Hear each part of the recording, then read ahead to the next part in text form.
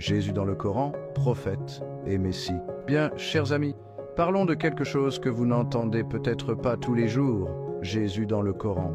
Je sais, ce n'est pas un sujet de conversation typique pour une telle partie de journée, mais faites-moi confiance sur ce coup-là. C'est une perspective souvent perdue dans la traduction, littéralement, et qui est cruciale pour comprendre le point de vue de l'islam sur la foi, les prophètes, et oui, même les miracles.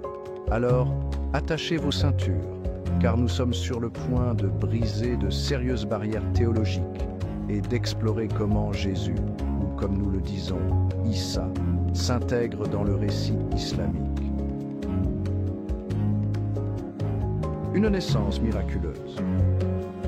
Commençons par l'histoire que nous connaissons tous, la naissance miraculeuse. Le Coran ne craint pas les circonstances extraordinaires entourant l'arrivée de Jésus.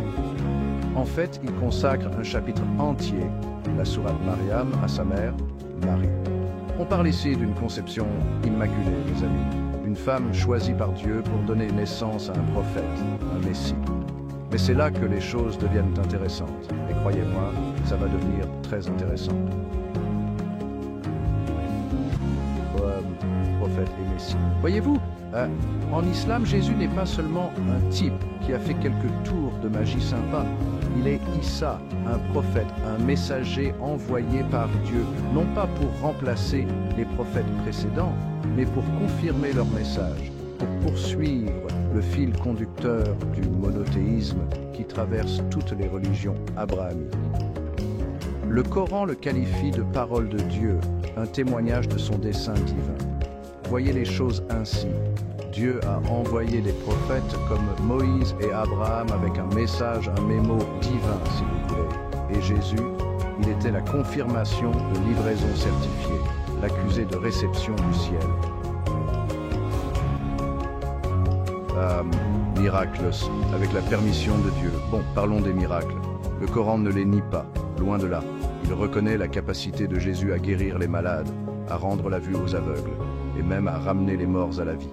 Mais voilà le hic, et il y a toujours un hic, n'est-ce pas? Ces miracles n'étaient pas des tours de passe-passe, c'étaient des actes de Dieu, accomplis par l'intermédiaire de Jésus. Imaginez être un messager et que Dieu vous dise « Regarde ça, je vais te donner des pouvoirs divins. » Le message monothéiste. Venons-en maintenant au cœur du message de Jésus, celui qui lui a valu des ennuis avec certaines personnes à l'époque, le monothéisme. Ce n'était pas une simple suggestion en passant du genre « Eh, peut-être pourriez-vous envisager d'adorer un seul Dieu ?» C'était le cœur de sa mission, la raison d'être de sa prophétie. Il est venu rappeler aux gens qu'il n'y a qu'un seul Dieu, et adorer quelqu'un ou quelque chose d'autre, ouais, ça, c'est un refus catégorique en islam. Un serviteur et un messager. Mais voici ce qui se perd souvent dans la traduction. Et croyez-moi, c'est là que les idées fausses se répandent. L'islam rejette l'idée que Jésus soit le Fils de Dieu. Doucement, doucement, avant de cliquer ailleurs, laissez-moi vous expliquer. Voyez-vous, en islam, Dieu est un, indivisible et différent de toute autre chose. Alors, l'idée que Dieu est un fils, ça ne tient pas debout. C'est comme essayer de diviser l'infini, ça ne marche tout simplement pas. Le Coran souligne que Jésus était un être humain, choisi par Dieu, béni certes, mais toujours un être humain. Pour l'ascension et le retour de Jésus. Maintenant, à propos de toute cette histoire de crucifixion, le Coran raconte une histoire différente. Il dit que Jésus n'a pas été crucifié, mais qu'il a été élevé au ciel par Dieu. C'est comme si Dieu avait sifflé un temps mort, une intervention divine, si vous voulez, pour sauver son prophète. Mais l'histoire ne s'arrête pas là. La tradition islamique dit que Jésus reviendra un jour, et pas seulement pour un tour d'honneur.